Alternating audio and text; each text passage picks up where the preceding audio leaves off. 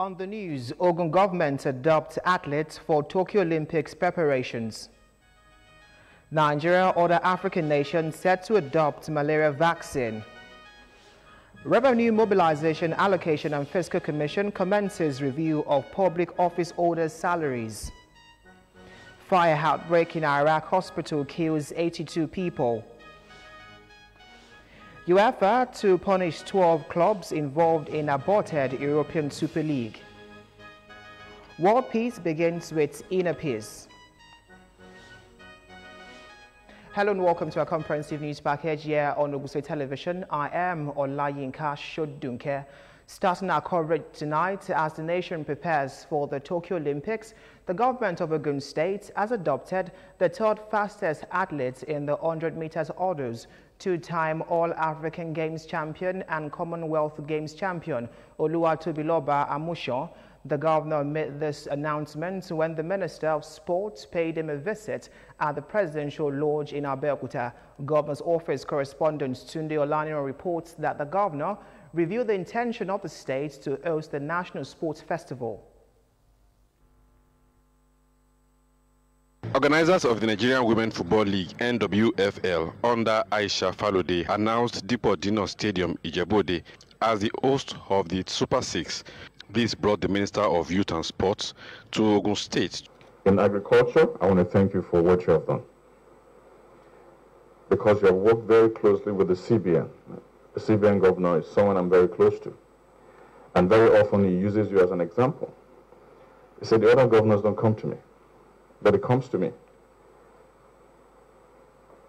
You gave CFOs to a lot of our young ones who are young farmers, and that has remained a pioneering model. We hope that other state governors will follow suit, because that will help to engage thousands of our youth. The minister commended the efforts of the governor on youth development with the Anchor Borrowers program, ICT, sports, among others. The National Sports Festival, next week I'm going to announce and set up a committee that will review the National Sports Festival. It will not depart from its original vision and mandate.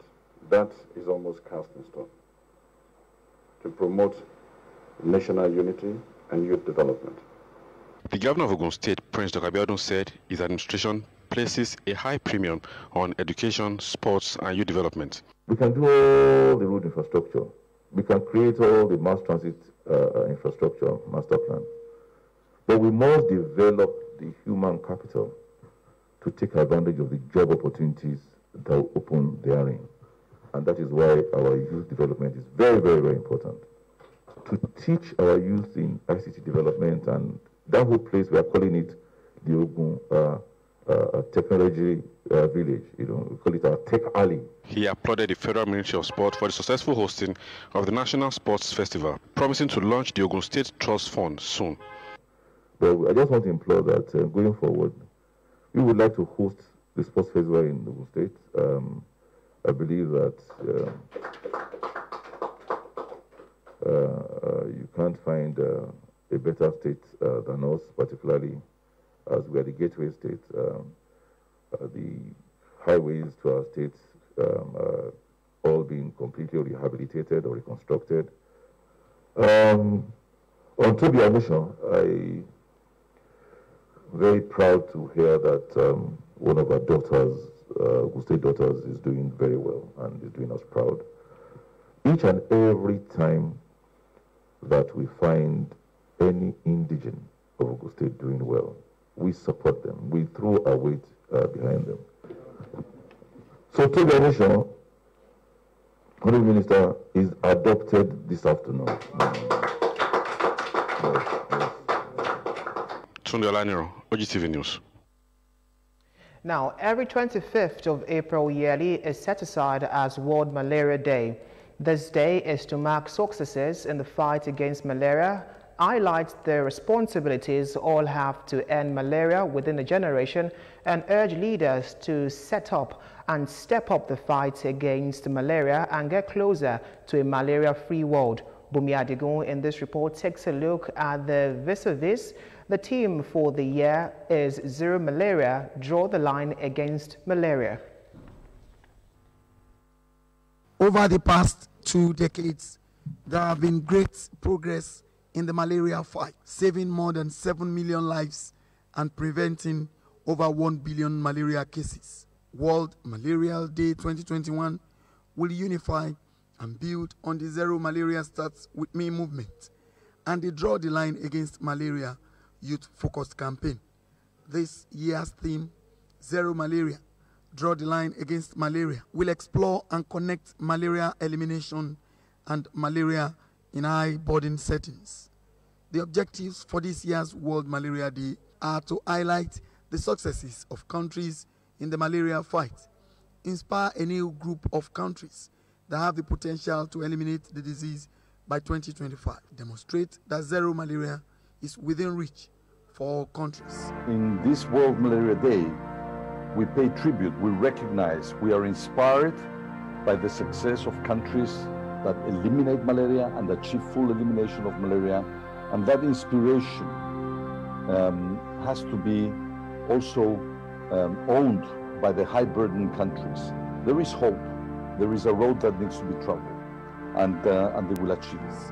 Ogun State government is not also left behind in this fight, as a press briefing ahead of this day was held where the government promised to distribute insecticide-treated nets to 3.7 million households across the state, and it will begin in July. The government of Ogun State is working with our partners to ensure that proper interventions are deployed towards malaria elimination, has also started the process of LLIN replacement campaign aimed at distributing 3.7 million nets to every household.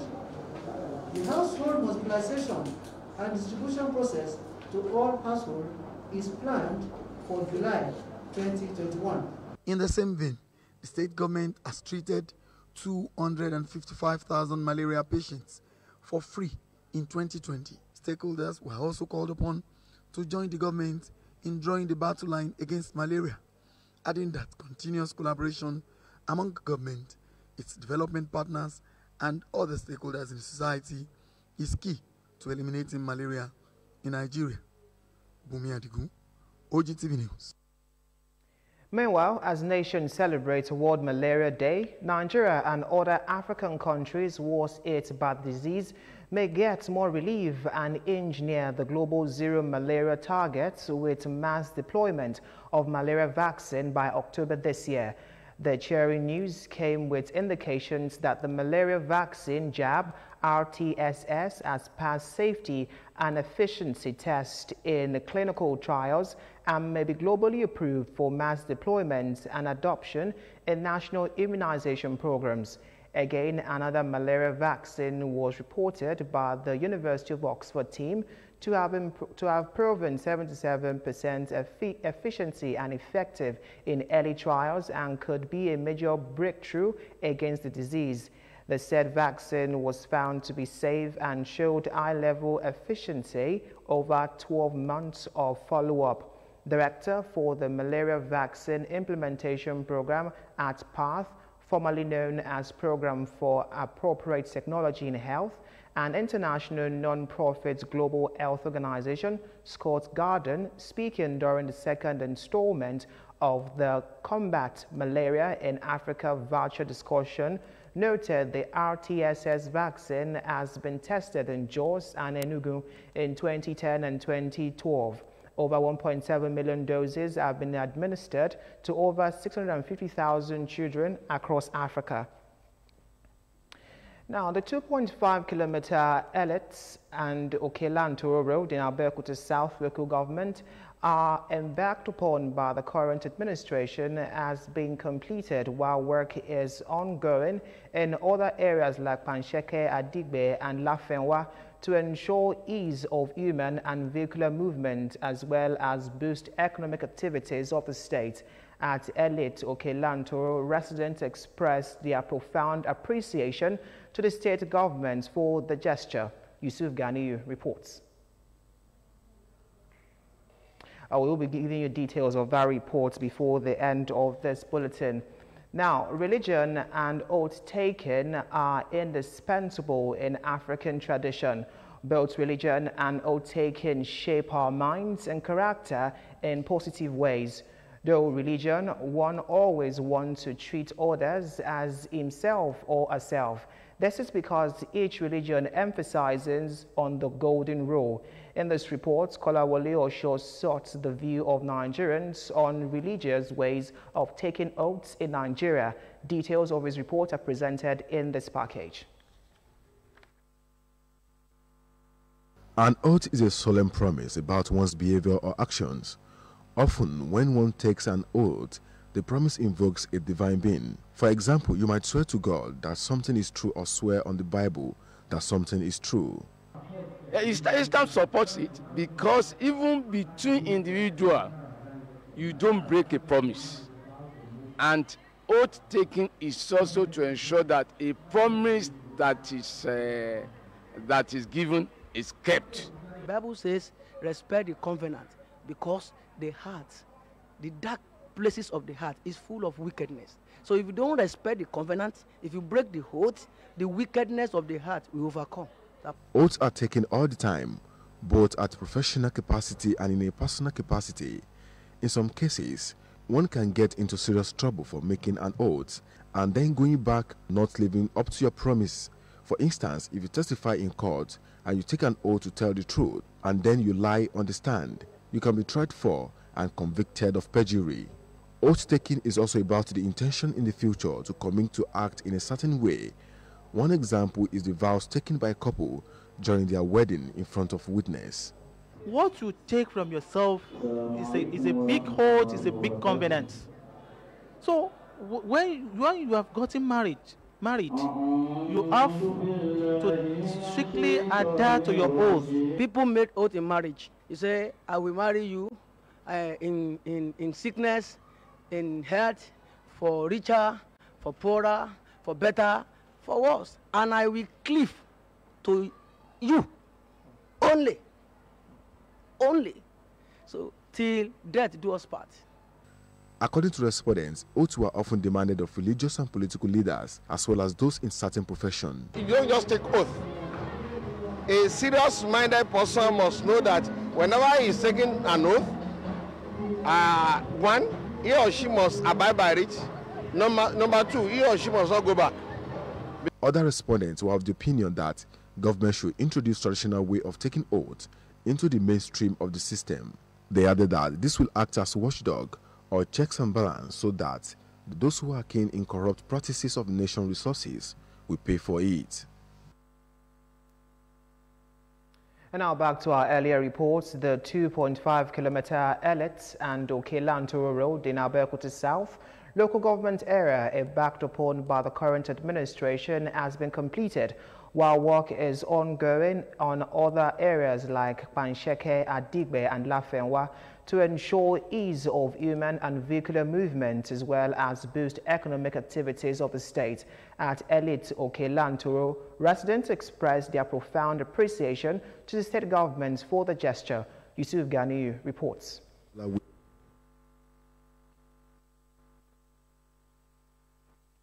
Minimizing the challenges of road users by providing good road network and improving the socio-economic activities of the society are being given priority attention by the current administration led by Governor Dapo Abiodun, as road rehabilitation and construction across the length and breadth of the state continue to gain momentum. The 2.5-kilometer Elite and Okelantoro road that links both Abiola Way and Idiaba has been completed to serve as alternative routes for motorists as well as to enhance the socio-economic activities of the area. The chairman of Elite Community Development Association, Alhaji Waid Badru, and motorists plying the area were very appreciative to the state government for walking its talk. This is an age-long dream come true, because we have been expecting this for administration to administration, and it had been disappointment. But then, if you have a responsibility and you don't check it, I think we should appreciate you. If I want to thank His Excellency the Governor for his kind gesture, because this role is almost impossible. But thank God for this dividend of democracy. We appreciate him and we pray that God will continue to bless him. Years back, we are suffering from dust and many things. But now, I appreciate him. OGTV News also visited other construction sites in Abeokuta metropolis, which includes Adaton, Lafenwa, Pansheke Adigbe Road, as work is ongoing with construction of culvert on both sides of the roads.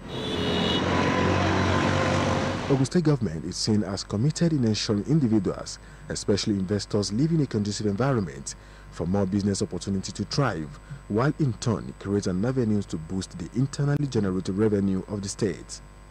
Yusuf Ganiyu, OGTV News. You're still watching OGTV News. More news and reports after the break. Do join us again.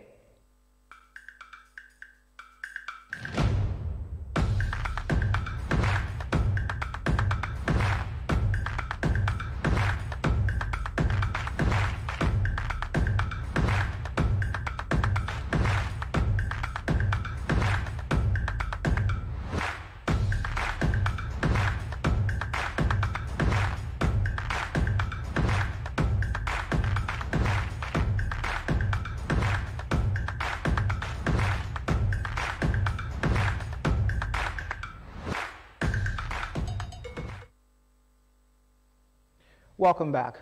The Revenue Mobilization, Allocation and Fiscal Commission has commenced the process for review of salaries for public office holders. Chairman of the Commission, Mr. Elias Mbam, stated this in Ebonyi State. The high salaries of public office holders have been identified as one of the reasons for high cost of governance. Mbam said the end of the process will determine whether the salaries of the public office holders will be reviewed upward or downward. While highlighting the financial situation of the nation, the inflation rates and the GDP as some of the variables guiding the Commission's move, the chairman noted that since last review, a lot has happened which necessitated the recent process to reflect the changes realities. The chairman enjoined all Nigerians to participate in the review by being involved in the public hearing. It disclosed the Commission has carried out advocacy tour of the 36 states of the Federation on the need to diversify the nation's economy. Accountability, transparency, and putting an end to the issue of insecurity has been identified as key factors towards repositioning the political structure in Nigeria and change the current state of the nation. Professor Idris Ayinde, the guest lecturer at the 17th edition of Annual Ramadan Lecture of Muslim Association of Nigeria, made the submission while delivering his paper at the auditorium of Crescent or Abiola Way, Abeokuta. Benga Dekoya's report is presented from our studios. Founded in 1959, Muslim Association of Nigeria, MAN, has continued to wax stronger in its primary aims and objectives of propagating the religion of Islam, and it is on this premise that the Abeokuta branch of the association hosted its 17th annual Ramadan lecture titled Towards Enduring Political Structure for Nigerian Nation, Panacea from Islamic Perspective. The association has set aside today in the month of Ramadan for an annual discourse, annual national public lecture. This has always been one of the means of association's contributions to the national discourse for over a decade. In his remarks, the chairman of the occasion, Mr. Fola Adeola, represented by Alhaji Oladiti Oladapo, gave kudos to Muslim Association of Nigeria for their relentless efforts towards reawakening Muslims of their roles in line with the teachings of the Holy Book. The guest lecturer, Professor Idris Ayinde, did justice to the topic for discussion, calling on religious leaders to join hands with the Nigerian government in promoting peace and tranquility. And towards enjoying the political structure of Nigerian nation, religion and religious leaders should recognize that it is one of the religion is one of the factors that can enhance security of any nation if politically manipulated. In this regard, religious leaders should preach national integration, devoid of terrorism and insecurity to life and properties. Religious leaders should adopt a new approach, teaching and emphasizing those aspects of Islamic belief or Christian belief that make for peaceful coexistence in a pluralistic society like Nigeria. Ogun State Deputy Governor, Engineer Noimot Salako Oyedele, represented at the event, led other dignitaries to deliver their goodwill messages. And the topic that we have listened to is so apt now, and because this is the time of is the period of political era. A lot has been said by the lecturer. I want to say that as Muslims, we are all concerned. High point of the annual Ramadan lecture was the official launching of Muslim Association of Nigeria magazine titled Al-Mirqat. A total of 74% of power users in Nigeria are dissatisfied with the supply of electricity across the country, the World Bank has said. It also stated that while 93% of metered power users paid their bills regularly, 78% of electricity consumers in Nigeria received less than 12 hours of supply daily. The bank disclosed this in its Power Sector Recovery Program Opinion Research Fact Sheet, which also noted that 76% users are willing to pay more for electricity if supply is improved.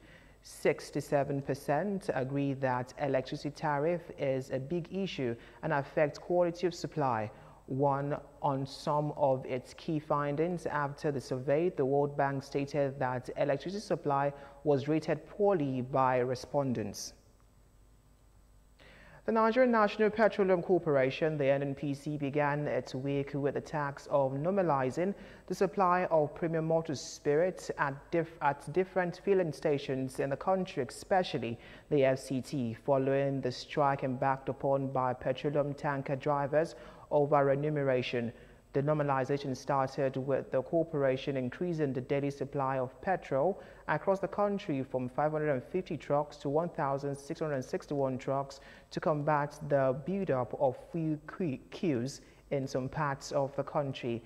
It would be recalled that the intervention of MALARIA, NNPC Group Managing Director, led to the suspension of the strike by the PTD for 1 week. Speaking in a similar vein at the State House after a meeting with President Muhammadu Buhari, Yari assured that with the resumption of loading, normalcy would soon return to the fuel stations across the country. He said the ex-depot price of petrol would remain the same for the month of May, urging marketers not to engage in arbitrary price increase. Yari urged motorists to avoid panic buying in order not to compound the situation. Bandits have kidnapped 35 people and injured others during an attack on Chiri, Guinea and Fuka communities in Shiroro and Muya local government areas of Niger State. The attack came barely 48 hours after Deputy Governor of the state visited the IDP camps in Gwada in Shiroro local government area and lamented security issues in the state were overwhelming. The bandits invaded the communities on motorcycles, shooting sporadically and causing villagers to flee into the forest for safety.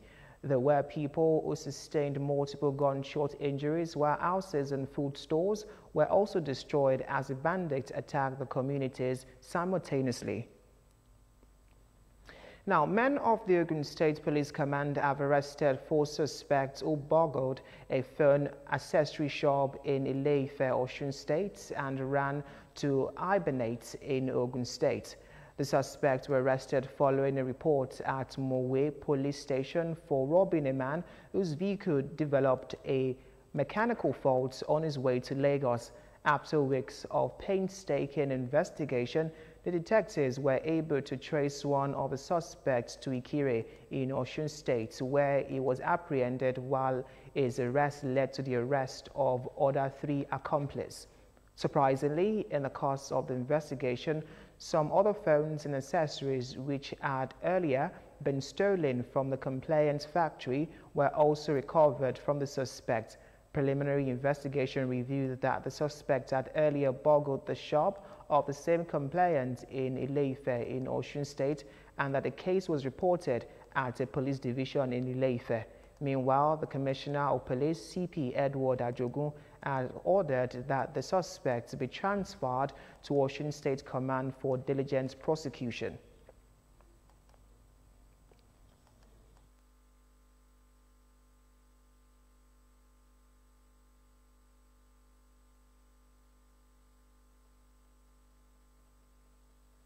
Now to the foreign scene. At least 82 people have been killed in a fire at a hospital treating coronavirus patients in the capital of Iraq, Baghdad. More than 100 others were injured in the blaze which erupted at the hospital on Saturday night. Reports say an accident had caused an oxygen tank to explode, sparking the blaze.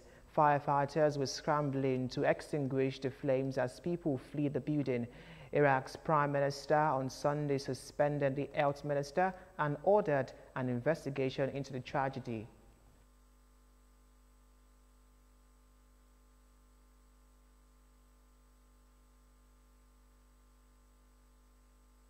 Now, in sport, UEFA President Alexander Seteri has confirmed the 12 clubs involved in last week's European Super League controversy will be punished.